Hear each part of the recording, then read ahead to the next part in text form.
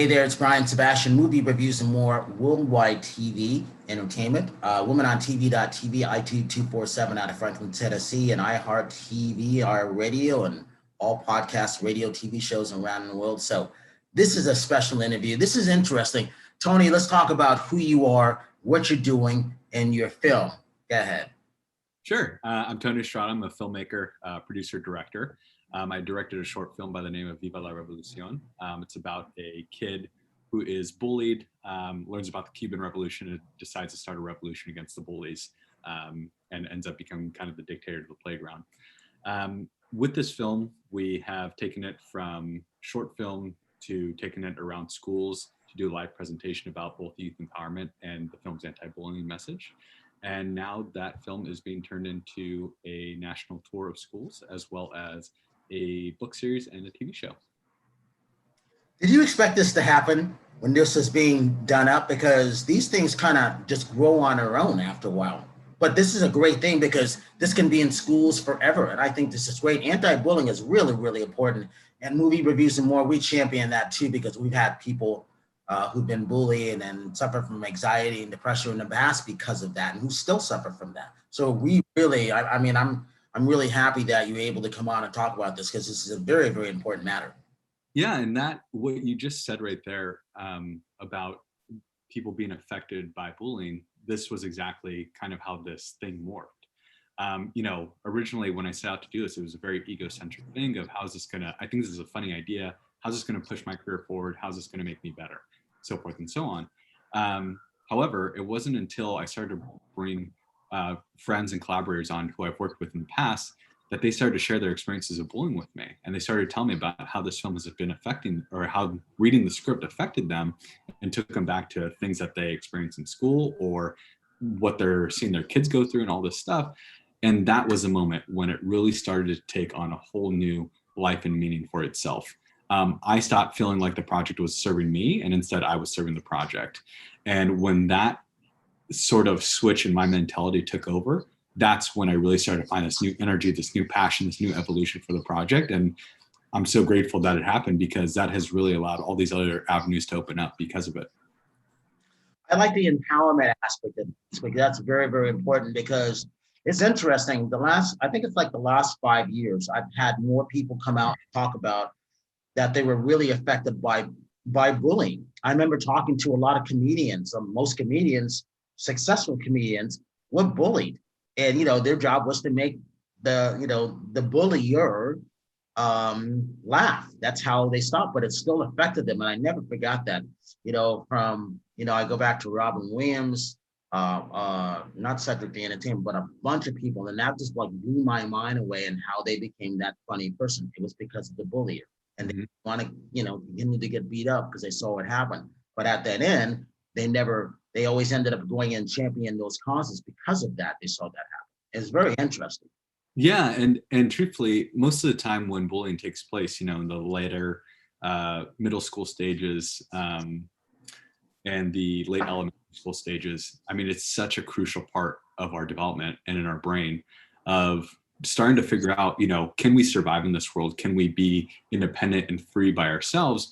And then have somebody come in and say, you're not good enough, you suck, or, the number of other insults that they throw at them. All of a sudden that makes people want to go into their shell, and makes them it makes them need to do something else in order to overcome these challenges that they're facing. And, some people take it and make this greater name for themselves to do something spectacular with it. Other people, I would say a vast majority of people, end up going the opposite direction and having really long-term effects that crush them for their lives. And it's such a horrible thing, yet it's something that, truthfully, I think if we can if we can come at this at the very core of the issue, which is helping kids develop a sense of self-love and self-worth, they won't feel the need to bully. They won't feel the need to go after other kids to define a sense of worth for themselves. And that's really the core of our program, and the heart of what we're doing is, how do we get kids to love themselves more? How do we get them to feel a sense of empowerment so that they don't feel the need to bully and we can start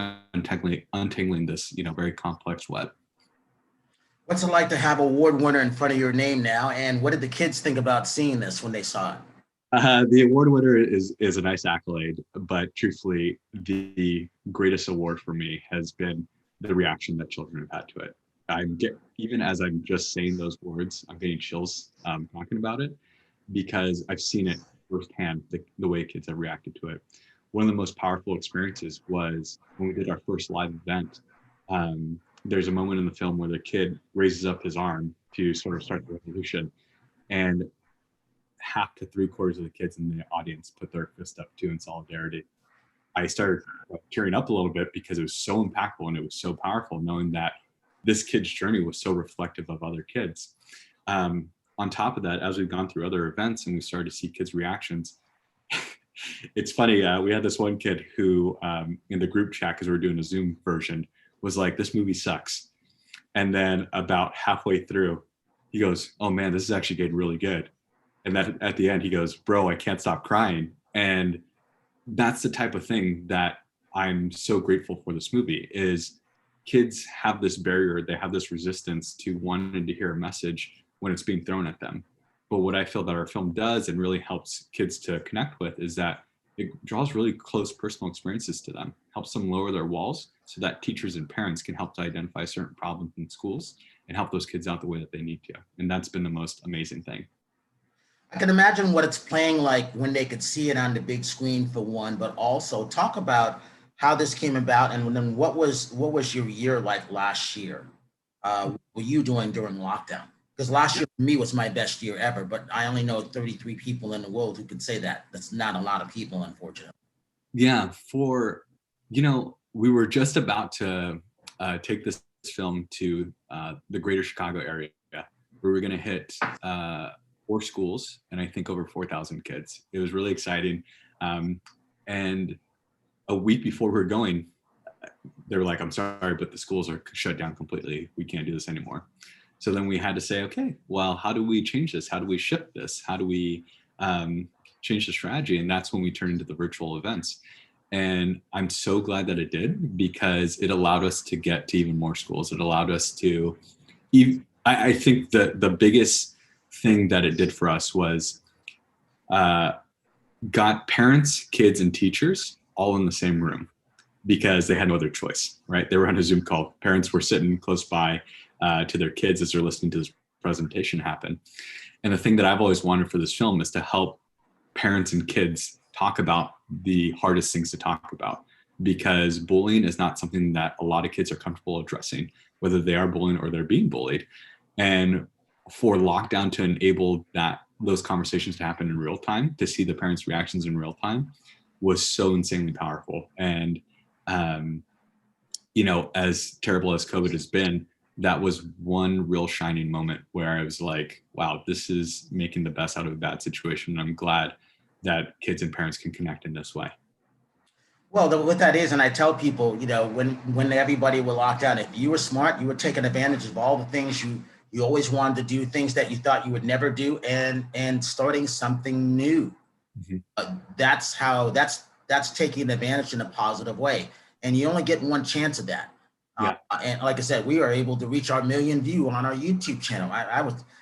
This time last year, I was kicking ass on my YouTube doing stuff, but it was killing me. It's no different from you as that filmmaker putting this whole thing together because it's a lot of work, but you can see how it paid off. When you see those kids, the look in those kids' eyes and they're raising their fists, it reminded me of Edward James Olmos and Stand and Deliver. That's what it reminded me of. Yeah. Oh, that's an incredible compliment. Thank you for saying that. The biggest goal for me has just been, how do we get this in a way to connect with children on a different level than most bullying programs that are out there, or in ways that parents are talking, different ways than parents are talking to them about that. And, seeing that moment of seeing the kids' fist raise, I was like, okay, we definitely have something special here. And that has just continued to motivate me to do more with this and to help get into as many kids' hands as possible. So when it comes to, you got one of my favorite movies in your background, Singing in the Rain. I love that movie.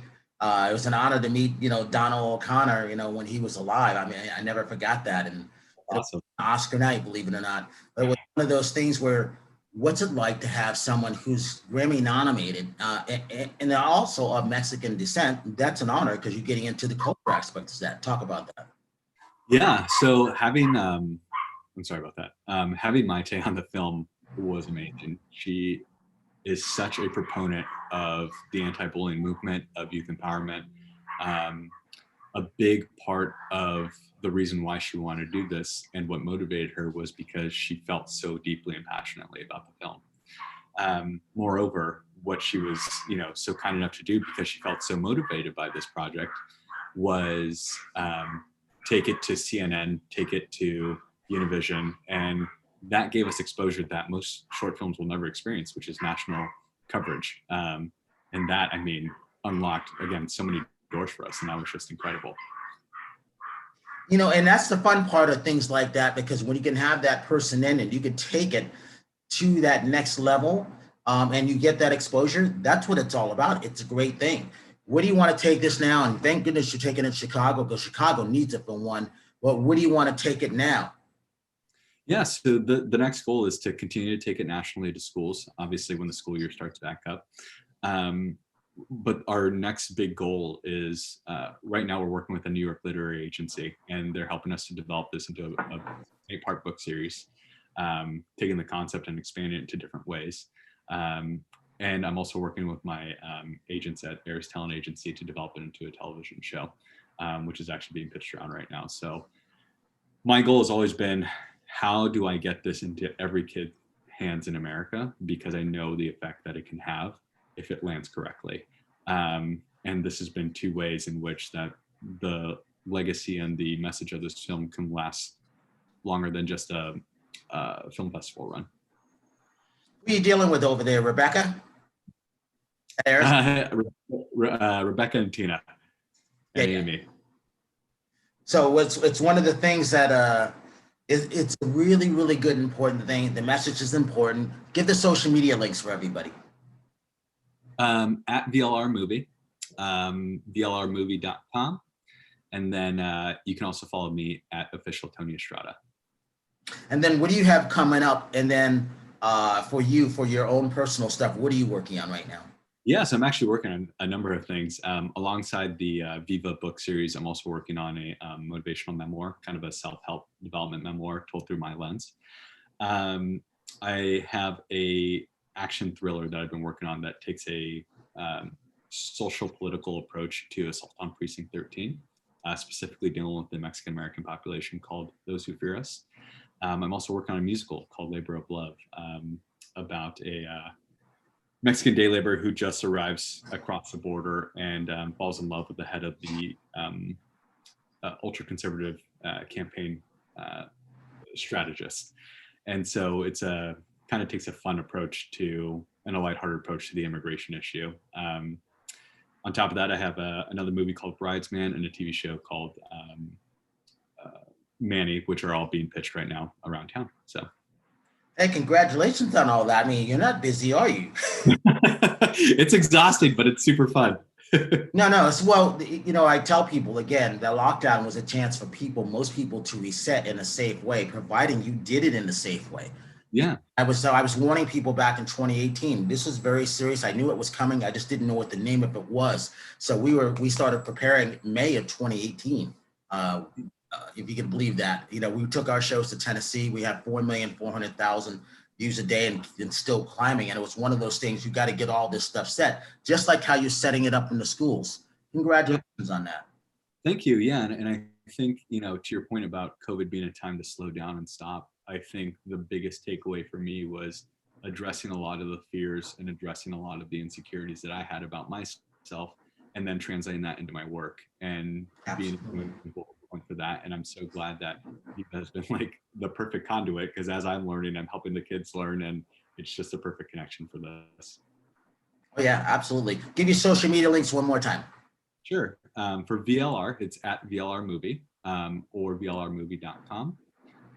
For my social media, you can go to at official Tony Estrada. Okay, so Tony, I appreciate you coming on, because this is really, really important. Anti-bullying is no joke.